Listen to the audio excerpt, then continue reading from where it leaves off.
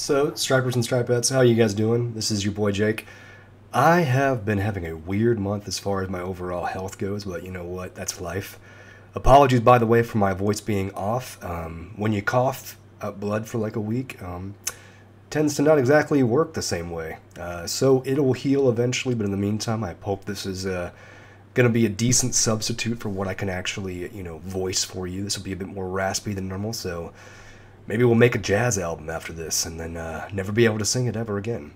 Ultimately, though, guys, I want to talk to you guys about this thing the OWGR is doing, which is the change to allow for events that are below 80 players to no longer have the bottom 15% getting points, which is kind of a little funky, in my opinion, simply because, obviously, in reality, you need to have it to where it's at least 50 to 70% of the bottom players not getting points at all. But beyond that, the actual OWGR, in their summation, actually puts out this second paragraph right here.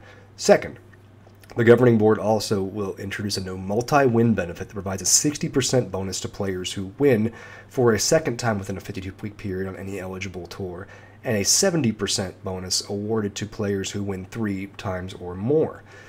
Any point bonus is capped at a total of 4 points. So it's kind of interesting when you look at that, when you look at what that actually is. That last sentence is actually really important. So it's a very helpful bonus if you really think about it for your Asian tour players, your Japanese tour players, your Euro Challenge, your Challenge Tour players, your Corn Ferry players. It's an opportunity for them to get a slight point bonus if, say, for instance, they are actually, getting fudged in the booty by being on a bad tour, or at least a bad tour in the eyes of the OWGR.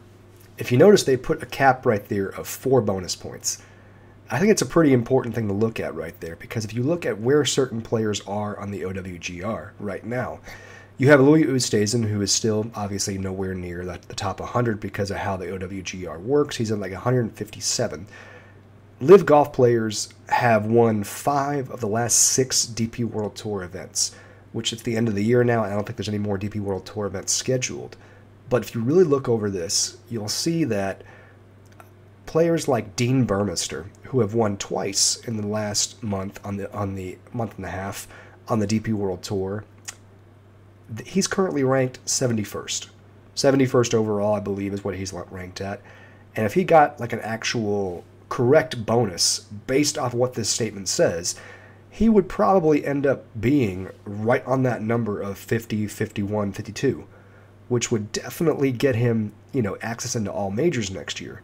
So it's kind of funny how the OWGR is doing this in a way to be able to kind of fix the system that they put in place to kind of really screw over a lot of low-ranking tours, while at the same time still making sure to put check gates and stop gates in place to actually hurt Live Golf players from getting the points that they duly should receive.